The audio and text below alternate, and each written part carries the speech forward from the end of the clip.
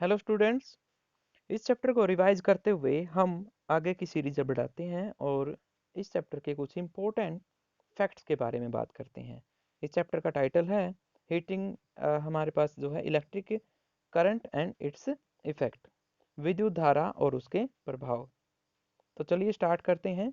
Heating effect of current, ये उन प्रभावों में से एक है जो इलेक्ट्रिक करंट के देखने को मिलते हैं। आपने अपने घरों में हीटर को ज़रूर देखा होगा। उसमें जब इलेक्ट्रिसिटी पास होती है, इलेक्ट्रिसिटी यानी इलेक्ट्रिक करंट उसमें से जब पास होता है तो वो जलना शुरू कर देता है, यानी हीटिंग आ जाती है उसमें। और ये इफेक्ट क्या कहलाता है? Heating effect of current.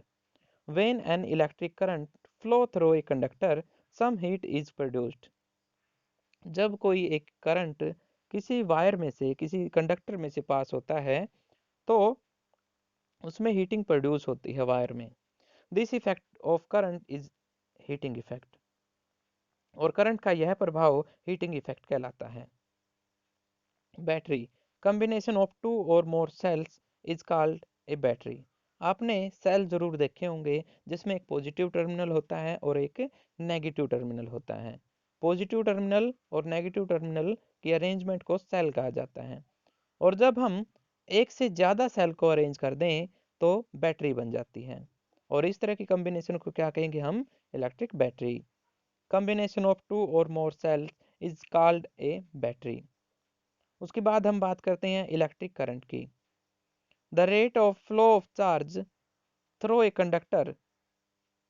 जब हम चार्जेस के बारे में बात करते हैं तो हम इलेक्ट्रॉन्स के बारे में बात कर रहे होते हैं। छोटे छोटे पार्टिकल, छोटे छोटे कण होते हैं जो एटम में मौजूद रहते हैं। और उन कणों को जब हम मूव कराते हैं एक जगह से दूसरी जगह तो क्या बनता है? इलेक्ट्रिक करंट बनता है। और अगर हम पता कर लें कि कितने इलेक्ट्रॉन एक सेकंड में पास हो रहे हैं, उस रेशो को हम बोलेंगे electric current. That is the electric charge flowing per second is called as electric current. और यह वो चार्ज होता है जो एक सेकंड में किसी भी वायर में से पास होता है। इसे हम क्या बोलेंगे? Electric current. तो इलेक्ट्रिक करंट की डेफिनेशन बनती है electric charge per unit time, I is equal to Q divided by T. I यहाँ पर इलेक्ट्रिक करंट के लिए सिंबल है, Q यहाँ पर चार्ज के लिए सिंबल है और T यहाँ पर टाइम के लिए सिंबल है। उसके बाद अगला जो हमारे पास पॉइंट है वो है स्विच। स्विच आपने जरूर देखे होंगे अपने घरों में। Switch is a simple device use to make or break a circuit is called as switch. तो सबसे पहले यहाँ पर जो सर्किट वर्ड यूज हुआ है हम उसको समझ लेते हैं। सर्किट यहाँ पर उसे हम बोलेंगे जहाँ पर लगातार करंट क्या होता है? फ्लो करता है। तो उस सर्किट को बंद करने के लिए या ओपन करने के लिए, चलाने के लिए या बंद करने के लिए एक डिवाइस यूज होती है छोटी सी, उसे स्विच कहा जाता है। स्विच में क्या होता है? एक कंडक्टर होता है और जब हम बंद करते हैं तो उसे हटा देते हैं उस कंडक्टर को, और जब हम उसे स्विच को ऑन करते हैं तो उस कंडक्टर को हम अटैच कर देते हैं। Conductors, material which allow current to pass through them are called conductors. Conductor क्या होते हैं? वो मटेरियल जो अपने आप में से करंट को पास होने देते हैं, उन्हें हम कहेंगे कंडक्टर्स। जैसे वायर किसके बने होते हैं? कंडक्टर के बने होते हैं, कॉपर के बने होते हैं। तो कॉपर क्या होगा? यहाँ पे एक कंडक्टर होगा। ऐसे ही जो स्टील होता है वो भी एक क्या है कि कंडक्टर है। अब हम बात करते हैं इंसुलेटर की। Materials which do not allow current to pass through them are called insulators. Insulator क्या होंगे फिर? ऐसे मटेरियल होंगे जो अपने अंदर से करंट को पास ना होने दें। Materials which do not allow current to pass through them are called insulators. Circuit की बात करते हैं अभी। Circuit, the path of current from one terminal to another terminal of the battery by a switch.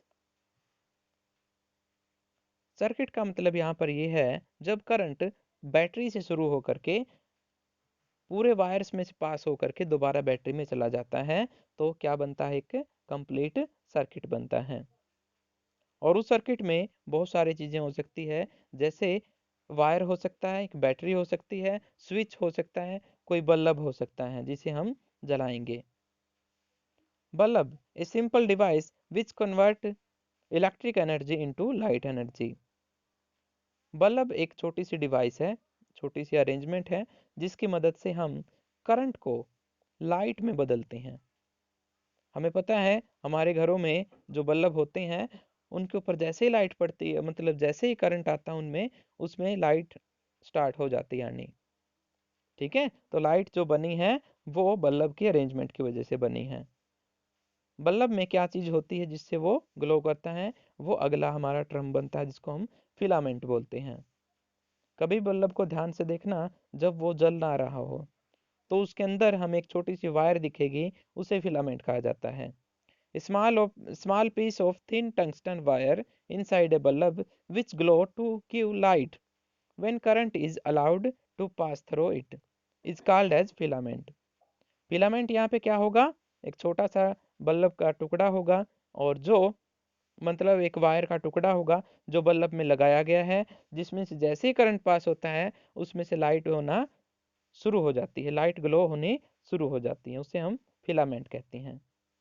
Battery, it is an electrochemical cell which convert its chemical energy into electrical energy. ये दूसरी definition है किसी battery की। एक definition हम पहले कर चुके हैं, हमने कहा था arrangement of two or more cell.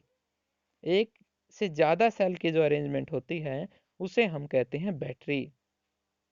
दूसरी डेफिनेशन ये बनती है, एक इस तरह की डिवाइस जो अपनी रासायनिक ऊर्जा को इलेक्ट्रिक एनर्जी में बदल देती है, यानी अपनी केमिकल एनर्जी को किस में बदल देती है, वो इलेक्ट्रिकल एनर्जी को। ओके, अगला पॉइंट हमारे पास है electric cell. It is a source of current which supply electric energy from the chemical store in it. Electric cell क्या होगा अब, सोर्स ऑफ करंट होगा which supply electrical energy from the chemical store in it. अगर आप एक cell को तोड़ के देखते हैं तो आपको अंदर बहुत सारे केमिकल्स मिलेंगे।